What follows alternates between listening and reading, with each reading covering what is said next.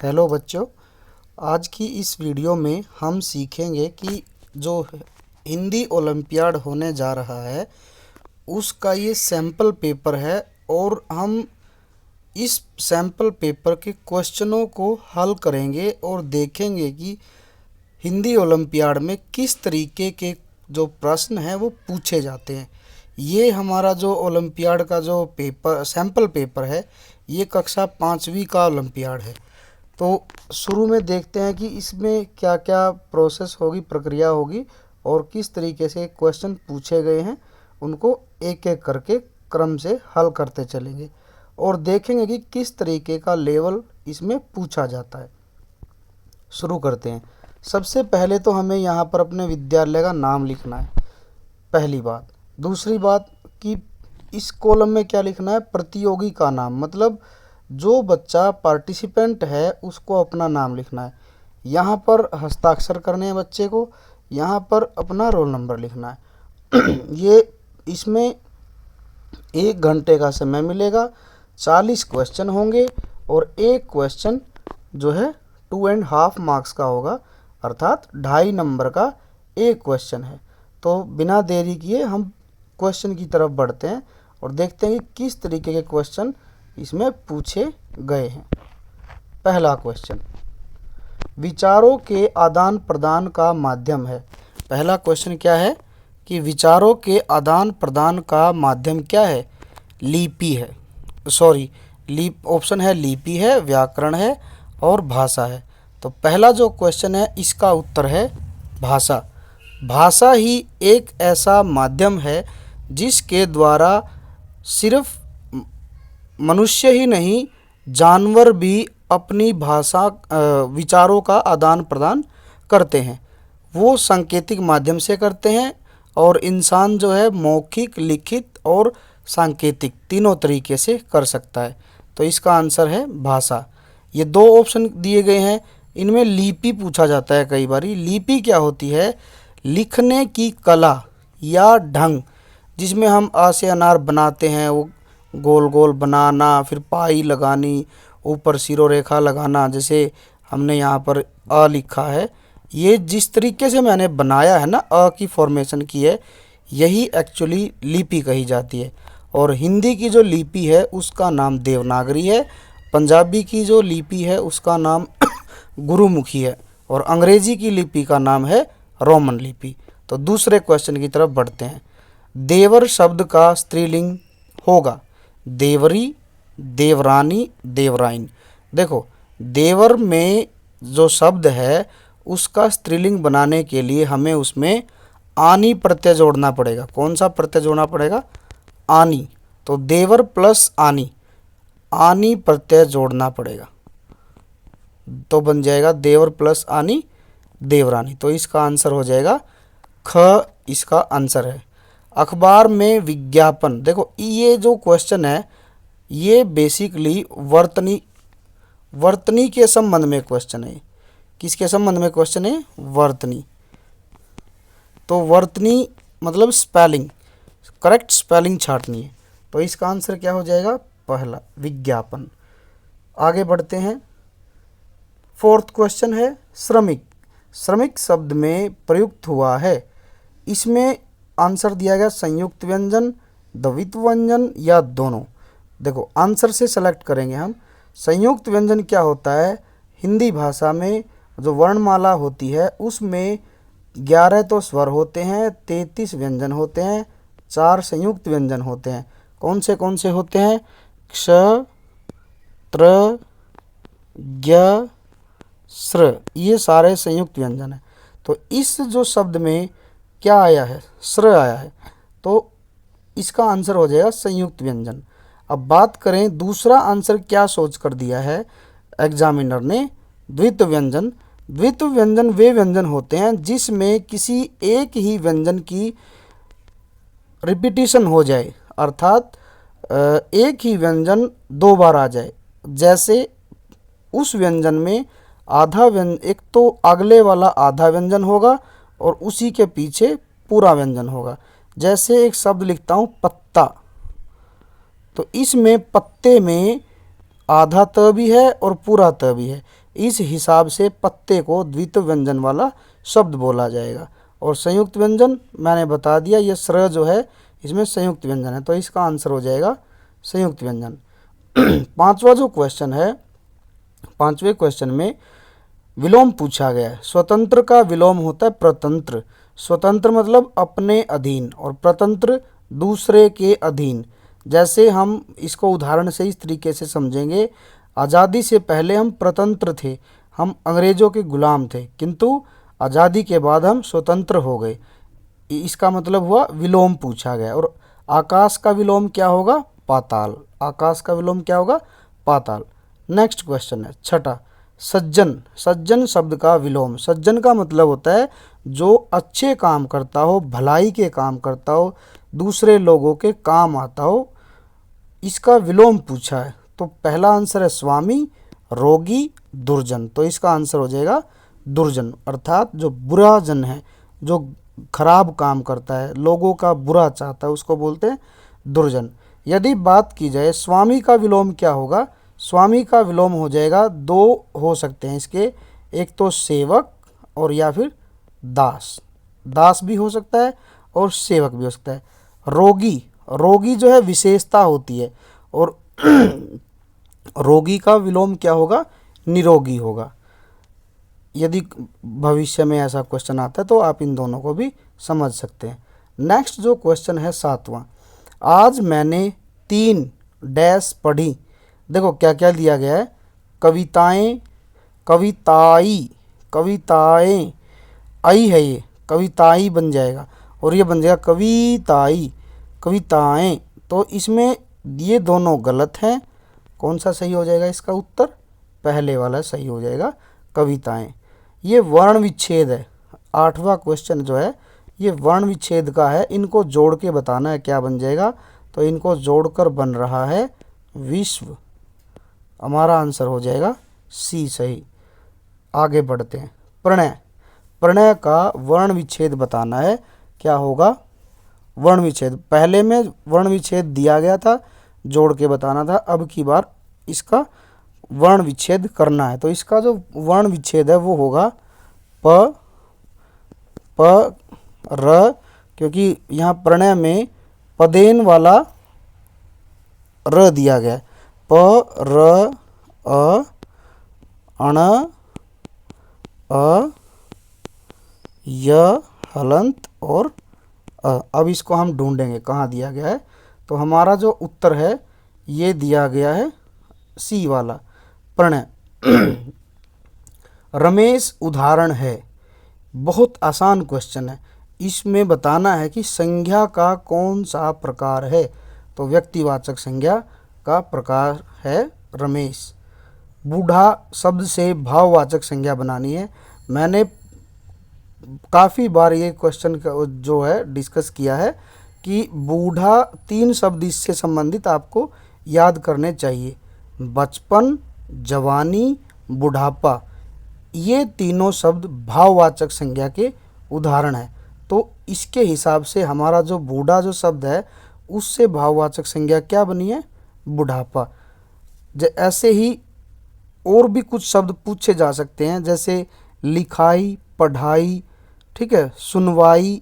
ये भी शब्द जो है हमारे भाववाचक संज्ञा के उदाहरण है। मिठास, कड़वाहट और खटास ये भी भाववाचक के ही उदाहरण है।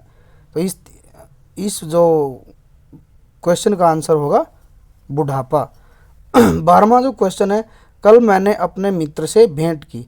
भेंट के 2 अर्थ होते हैं। ये जो शब्द है वो, इसको हम हिंदी में एक टॉपिक आता है समश्रुति भिन्नार्थक शब्द, मतलब सुनने में समान है और जो है उनके अर्थ अलग अलग होते हैं। इंग्लिश में इसको होमोफोन्स भी बोलते हैं। तो भेंट के 2 अलग अलग अर्थ होते हैं, दोनों सही हैं, मुलाकात भी और उपहार भी। तो इसका आंसर ये दोनों ना होके सी आंसर हो जाएगा। 13वां क्वेश्चन है। 13वां क्वेश्चन क्या है? चिड़ियाघर में नाना प्रकार के जीव जंतु हैं और नाना पूछा गया। बच्चों यहाँ पर नाना का मतलब जो दिया गया है माँ के पिता। माँ के पिता भी नाना ही होते हैं। लेकिन जो इस वाक्य में जो सेंस बन रही है, यहाँ जीव जंतुओं की जो है संख्या के बारे में बताया गया है। तो यहाँ इस हिसाब से क्वेश्चन का आंसर हो जाएगा अनेक। नाना का बहुत भी मीनिंग होता है और अनेक भी होता है, इस हिसाब से इसका आंसर ख हो जाएगा अनेक। अलका साइकिल से आई, अलका साइकिल से आई में बताना है कि कौन सा कारक होता है। कारक के कई सारे प्रकार होते हैं, ये दिए गए हैं 3 प्रकार, और यहाँ पर साइकिल से पूछा गया है तो साइकिल की मदद से आई है, तो इस वजह से यहाँ पर कर्ण कारक हो जाएगा। कर्ण कारक की विभक्ति होती है से और के द्वारा, से और के द्वारा। तो यहाँ पर दोनों विभक्तियाँ जो आई हैं से और के द्वारा, यहाँ हेल्प ली गई है साइकिल की अलका के द्वारा। ठीक है, तो यहाँ पर कर्ण कारक हो जाएगा। निकिता कहानियों की पुस्तक पढ़ रही है। यहाँ पर बच्चों कहानी में और पढ़ने में संबंध है, तो निकिता जो है पढ़ रही है क्या, कहानियों की पुस्तक। तो यहाँ पर कारक का कौन सा प्रकार हो जाएगा, संबंध कारक। संबंध कारक की जो विभक्ति होती है वो होती है का, के, की और रा, रे, री। यहाँ पर की आया है शब्द, तो यहाँ पर संबंध कारक हो जाएगा। नेक्स्ट क्वेश्चन, वह डैश कार है और क्वेश्चन मार्क दिया गया है, तो इसका आंसर क्या हो जाएगा, किसकी, वह किसकी कार है। नेक्स्ट क्वेश्चन, रेखा ने डैश सारी बात बताई, तो इसका आंसर क्या हो जाएगा, मुझसे, मुझे या उन। तो इसका आंसर हो जाएगा मुझे, मुझसे नहीं होगा इसका आंसर, है ना, क्योंकि जो बिल्कुल एकदम फिट जो शब्द आ रहा है इस वाक्य में वो है मुझे। रेखा ने मुझे सारी बात बताई। नेक्स्ट जो क्वेश्चन है, पतंग। पतंग डैश है, कोमल है, पतली है, रंगीन है। तो इसके लिए तीनों बिल्कुल नज़दीक नज़दीक क्लोज आंसर हैं, लेकिन जो एक्यूरेट जो आंसर रहेगा वो रहेगा रंगीन। पतंग कैसी है, रंगीन है। अंगूर कैसे हैं, खट्टे। यहाँ पर इस क्वेश्चन में भी और इस क्वेश्चन दोनों में 18वें और 19वें में विशेषण भरना है मूल रूप से। अंगूर खट्टे हैं मतलब विशेषता की बात की गई है, कैसे अंगूर हैं, खट्टे। और पतंग कैसी, रंगीन। रंगीन शब्द भी विशेषण होता है और खट्टे भी विशेषण होता है। हालांकि ये सब विशेषण ही हैं, कोमल, पतली, बैंगनी, लाल, ये भी विशेषण है, लेकिन इनमें से भी परफेक्ट विशेषण को हमने आंसर के रूप में भरना है। 20वां क्वेश्चन, मैं कल दिल्ली जाऊं, मैं कल घर जाऊंगा। यहाँ पर काल का भेद बताना है कि भाई भविष्य का है या वर्तमान काल है या भूतकाल है। तो जाऊंगा मतलब गया नहीं है, वो जाने वाला है, और जाने वाला है मतलब भविष्य की बात की जा रही है, तो इसका आंसर हो जाएगा ख, भविष्य काल। घोड़ा घास खा रहा है, वाक्य में क्या घास क्या है।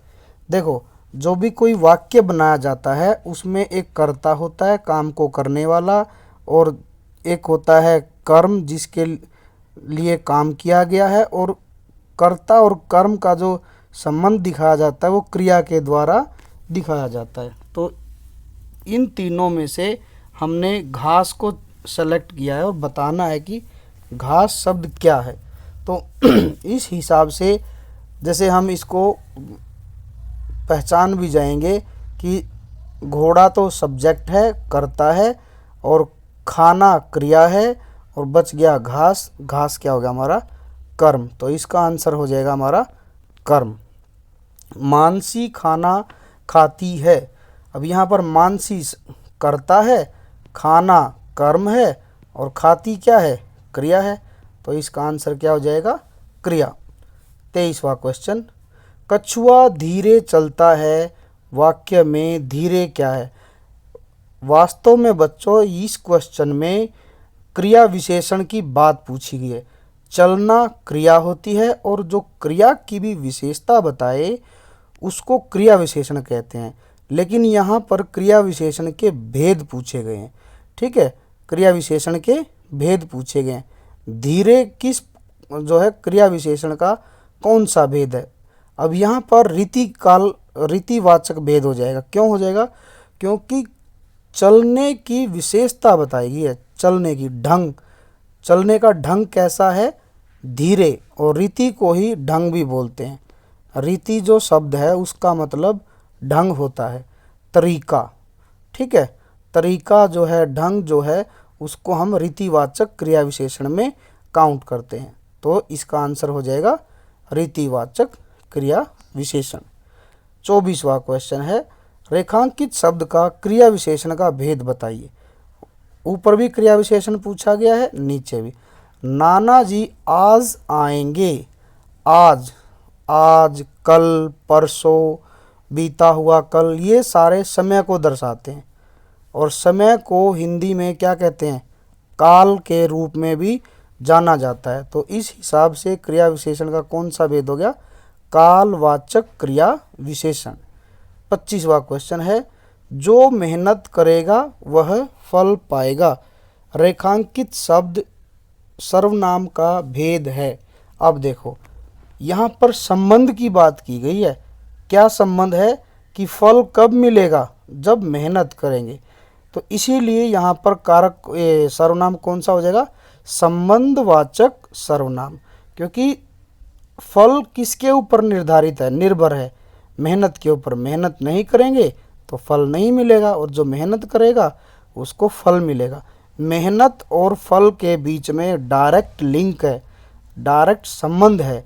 इसीलिए यहाँ पर संबंधवाचक विशेषण हो जाएगा। प्रश्नवाचक और निजवाचक क्यों नहीं हुआ? क्योंकि यहाँ कोई प्रश्न नहीं पूछा गया। ऐसे नहीं किया गया है कि क्या आपने मेहनत की। यदि ऐसा होता और प्रश्नवाचक पीछे होता तो हम प्रश्नवाचक लिखते। निजवाचक भी नहीं है, क्योंकि यहाँ ये नहीं बताया कि मैंने खुद से मेहनत की, ऐसे नहीं बताया गया। यहाँ पर संबंध दिखाया गया मेहनत और फल के बीच में, कि भाई जो मेहनत करेगा वही फल पाएगा। तो मेहनत और फल का संबंध है। दिवाली का त्यौहार, दिवाली का त्यौहार श्रावण में नहीं आता। श्रावण में, सावन में तो हम जो है क्या नाम लेते हैं, शिवरात्रि मनाते हैं। कार्तिक मास, जो दिवाली का त्यौहार है, कार्तिक मास की अमावस्या के दिन मनाया जाता है। इसी तरीके से श्रावण मास की पूर्णिमा के दिन त्यौहार मनाया जाता है। शहर में रहने वाले के लिए एक शब्द बताइए। शहर में रहने वाले के लिए एक शब्द शहरी। शहर में रहने वाले के लिए एक शब्द शहरी। गीता गाना गाती है। यहाँ पर वाक्य में गीता क्या है? ये तो पहले भी हमने डिस्कस कर लिया है, चर्चा कर ली है इसके बारे में। क्योंकि गीता जो है करता है और गाती है क्रिया हो गया, और गाना क्या है? कर्म हो गया है। गाना उसका कर्म है, गीता करता है, और गीता के बारे में पूछा गया तो इसका आंसर हो जाएगा बी, गीता करता है। 40 से पहले क्या आता है? 41, 39, 42। 42 भी नहीं आता, 41 भी नहीं आता, 40 के पहले पूछा है तो आएगा इसका आंसर 39। अनिल का अर्थ वायु है, बिल्कुल है। अनिल जो होता है हवा को बोलते हैं, और हवा के पर्यायवाची होते हैं पवन, वायु, समीर, अनिल। और अनल जो होता है वो आग का पर्यायवाची होता है। पानी जो पूछ रखा है, पानी के यदि पर्यायवाची पूछे जाएं, पर्यायवाची का मतलब होता है समानार्थी शब्द। तो पानी के जो पर्यायवाची हैं वो हो जाएंगे जल, नीर, वारी, अम्बु, सलील, ये हो जाएंगे पानी के। आग के हो जाएंगे अनल, पावक, दहन, दहक। तो इस तरीके से बहुत सारे पर्यायवाची होते हैं। 32वां जो क्वेश्चन है उसके हैं, भारत का राष्ट्रीय पशु कौन सा है? राष्ट्रीय पशु शेर नहीं है, बाघ नहीं है, सॉरी शेर नहीं है, हाथी नहीं है, तो आंसर क्या बच गया हमारा? बाघ। मैंने 2 लीटर दही खरीदा। यहाँ पर दही क्या है बच्चों? दही है एक वचन, और सबसे इम्पोर्टेंट जो बात मैं बताने जा रहा हूँ, जो भी लिक्विड, लिक्विड मतलब द्रव, जो द्रव है, द्रव्यवाचक संज्ञा, द्रव्यवाचक संज्ञा जितनी भी होती हैं वो एक वचन होती हैं और पुल्लिंग होती है। पुल्लिंग, दही जो शब्द है वो पुल्लिंग है, स्त्रीलिंग नहीं है। जैसे पानी है, दही है, दूध है, पेट्रोल है, डीजल है, ये जितने भी द्रव्यवाचक के उदाहरण हैं, ये एक तो पहली बात एक वचन होते हैं, और पुल्लिंग जो लिंग बदलों में बात आती है तो वहाँ पर पुल्लिंग होते हैं। तो इसके हिसाब से इसका आंसर हो जाएगा हमारा, इसका क्या आंसर होगा, एक वचन। इसका आंसर होगा हमारा एक वचन, ये वाला। 34वां क्वेश्चन क्या कहता है, बच्चे चुटकुला सुनकर हंस पड़े, हंस पड़े और हंसना पड़े। देखो, हंस पड़े क्रिया है और हंस जो होता है एक पक्षी होता है, तो दूसरे वाला गलत है, पहले वाला सही है। बच्चे चुटकुला सुनकर हंस पड़े, ये इसका सही उत्तर है।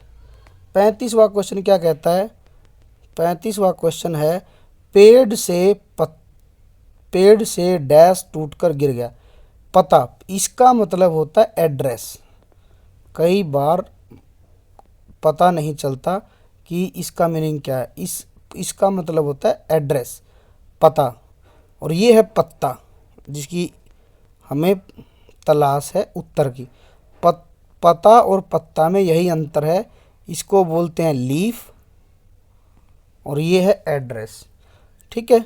और टहनी ब्रांच को बोलते हैं, पेड़ की शाखा को कहते हैं। ये हो गए हमारे 35 क्वेश्चन हल।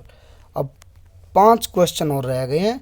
ये पैसेज दिया गया गद्य, इसमें एक गद्य भी पूछा जाता है। गद्य पढ़ते हैं, क्या है, एक लड़का था, वह बहुत सच्चा और ईमानदार था। एक दिन वह अपने पड़ोसी के घर गया। पड़ोसी कहीं गया हुआ था, वह वहाँ टोकरी में बढ़िया सेब रखे थे। लड़के को सेब बहुत पसंद थे, परंतु उसने उनको हाथ तक नहीं लगाया। पड़ोसी लौटा तो देखा सारे सेब ज्यों के त्यों रखे हैं। उसने लड़के से पूछा, क्यों, तुम्हें सेब पसंद नहीं है क्या? लड़के ने कहा, मुझे सेब बहुत पसंद है। पड़ोसी आश्चर्यचकित का मतलब होता है हैरान होकर बोला, तो तुमने लिए क्यों नहीं? लड़के ने कहा, कैसे ले सकता था? पड़ोसी बोला, क्यों, इसमें क्या बात थी, कोई देखने वाला तो था नहीं। इससे क्या हुआ? लड़के ने कहा, कोई दूसरा देखने वाला हो या ना हो, मैं तो देख रहा था। मैं अपने को बेईमानी करते कदापि नहीं देख सकता था। पैसेज के आंसर देने के लिए हमें अपने पैसेज को थोड़ा सा ध्यान से पढ़ना है। बस पैसेज में यही मुख्य बात है। यदि आपने पैसेज को बड़े ध्यान से पढ़ा है तो आप हर एक क्वेश्चन का उत्तर बड़ी आसानी से दे सकते हैं। पहला क्वेश्चन है, लड़के का स्वभाव कैसा था? यहाँ आप आंसर ढूंढ सकते हैं। वह सीधा साधा था, वह सच्चा और ईमानदार था, वह डरपोक था। तो इसका आंसर कहाँ है? ये रहा, वह सच्चा और ईमानदार था। तो इसका आंसर बी हो जाएगा। 37वां जो क्वेश्चन है, लड़के को क्या पसंद था? बहुत पसंद थी क्या? सेब। तो इसका उत्तर हम क्या करेंगे? ग लगाएंगे। पड़ोसी ने लौटकर क्या देखा? पड़ोसी ने लौटकर देखा सेब ज्यों के त्यों रखे थे। तो इसका आंसर क्या हो गया? सेब ज्यों के त्यों रखे हुए थे। लड़के ने सेब उठाकर क्यों नहीं खाया? क्योंकि वह ईमानदार था।